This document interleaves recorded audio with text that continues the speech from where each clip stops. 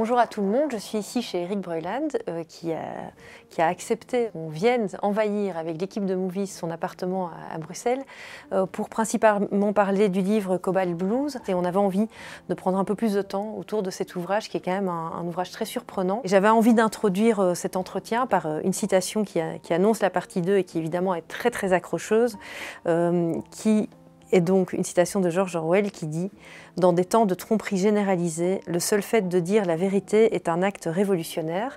Et donc l'objectif de ce livre, à mes yeux, c'est de dire la vérité, en tout cas des vérités qui se sont vraiment, que vous avez observées tout au long de votre relation avec ce pays.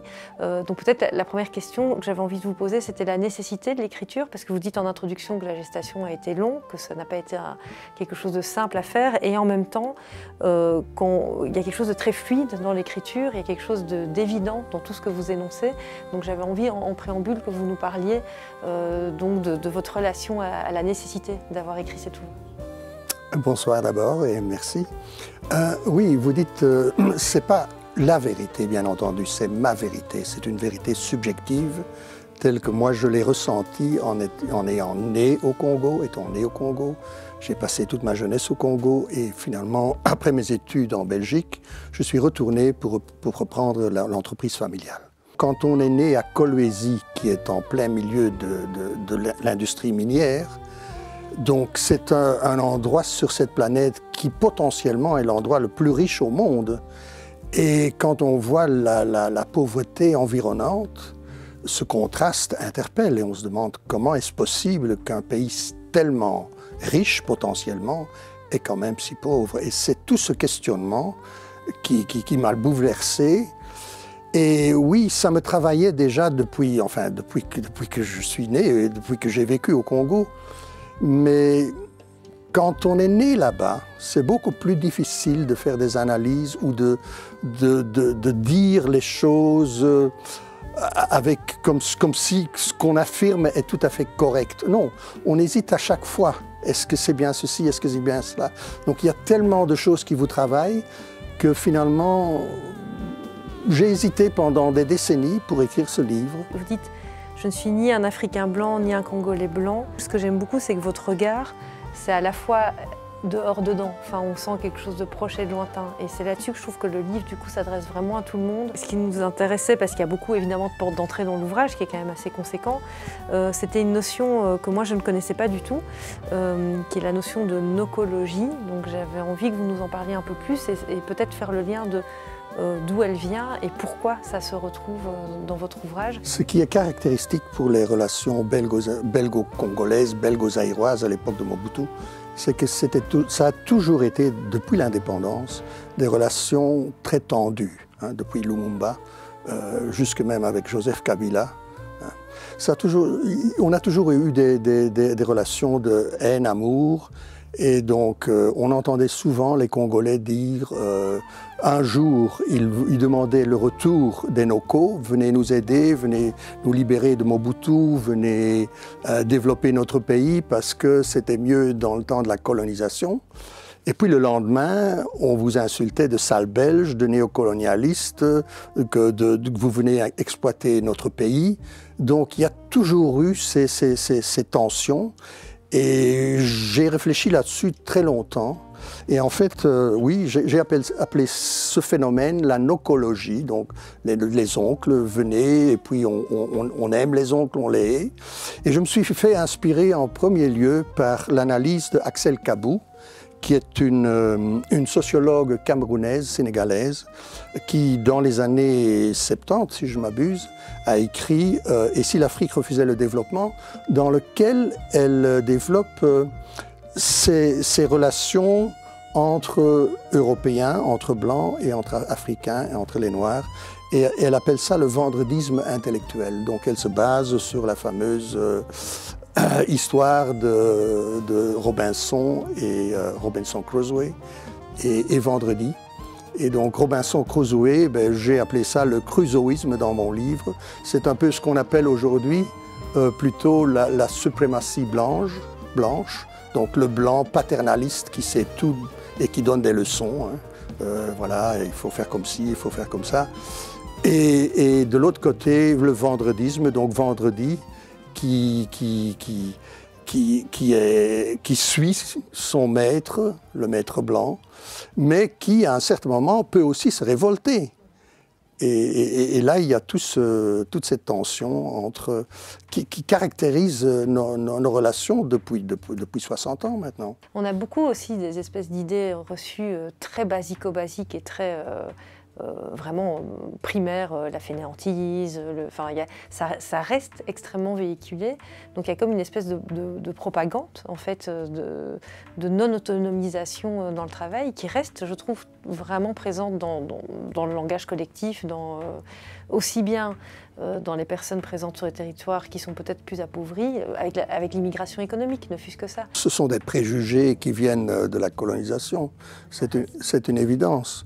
Oui, ça reste, mais d'un autre côté, c'est vrai que tous ces phénomènes sont très complexes et ce n'est jamais du noir et blanc, il faut le dire. Mais d'un autre côté, il faut quand même se réaliser qu'au bout de 60 ans d'indépendance, les élites et les forces vives au Congo doivent se poser la question: comment se fait-il que ce pays, qui est potentiellement un des plus riches au monde, reste si pauvre? Et bon, on peut partir, oui, on peut partir, mais pourquoi partir? En Europe, on a connu la peste noire, on a connu les guerres religieuses, on a connu la pauvreté aussi, mais on a quand même aussi connu la prise de la Bastille, on a connu des révolutions démocratiques. Et pourquoi tout cela ne pourrait pas se faire en Afrique? La grande différence, à part l'Asie centrale, mais dans l'Asie en général, les gens ont moins ce complexe de coloniser et vont de l'avant. Ils ne considèrent pas les pays occidentaux comme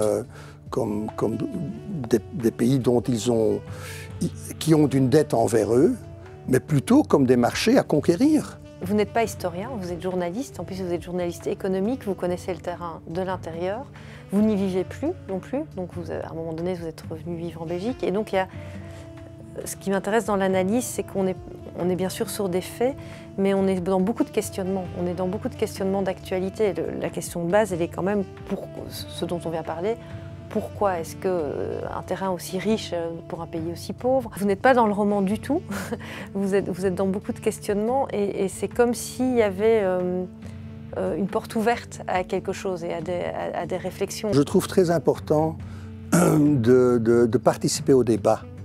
Donc je n'apporte pas des réponses. Oui, il y a des suggestions, peut-être que c'est ceci, peut-être que c'est cela la réponse, mais j'espère surtout que cela mettra, c'est une réflexion pour les Africains et pour les Congolais eux-mêmes. C'est à eux de répondre à ces questions-là en premier lieu. Et voilà. Et oui, on pose beaucoup ces temps-ci des questions sur la colonisation. Léopold II, la colonisation, culpabilisation, etc. Tout ça sont des questions légitimes qu'on peut se poser. Mais j'ai un peu l'impression ces derniers temps qu'on se perd dans des choses qui se sont passées il y a un siècle et qu'on oublie l'actualité d'aujourd'hui pendant qu'au Kivu, des femmes sont violées presque tous les jours, que des milliers de personnes meurent. Depuis cette guerre du Kivu, en 20 ans, il y a 5 millions de personnes qui sont mortes, non seulement de guerre, mais aussi de famine et de toutes sortes de maladies. Et là, on a l'impression que c'est le très grand silence. C'est d'ailleurs le thème du livre, du film de Thierry Michel. Il y a un postulat quand même, il y a un futur proche à la toute fin de l'ouvrage, avant tout ce qui est de l'ordre de la chronologie, qui est le chapitre Congo 2026, où là, même si vous êtes journaliste et dans l'actualité, il y a quand même une toute petite projection dans un futur et qui part de 1926 à la base. Donc qu'est-ce qui a fait que vous avez finalement relaté un siècle? Ce chapitre, il m'est venu en lisant le livre, je l'ai ici quelque part, L'Afrique dans 100 ans, qui avait été écrit par un magistrat belge en 1926. Et donc, il projetait une Afrique qui, dans 100 ans, donc en 2026, serait une Afrique plus ou moins indépendante, mais quand même un protectorat européen. Et voilà, tous les questionnements qu'on retrouve, ils étaient déjà là au début du siècle passé. Et j'ai repris ce livre et j'ai fait le parallélisme entre ce qui est décrit dans ce livre-là et ce qui pourrait se passer dans un futur proche, donc vers 2026. Et j'espère que vers 2026, eh bien, il y aura une élite congolaise qui aura compris qu'il faut changer le fusil d'épaule ou de s'y prendre d'une autre façon, aussi bien pour les structures politiques internes et les institutions de ce beau pays, mais aussi pour arriver au développement, pour le bien de la population, parce que n'oubliez pas que l'article 58 de la Constitution dit que toutes les richesses du pays dans le sous-sol reviennent et appartiennent à la population. Or, c'est exactement le contraire de ce qu'on constate depuis 60 ans.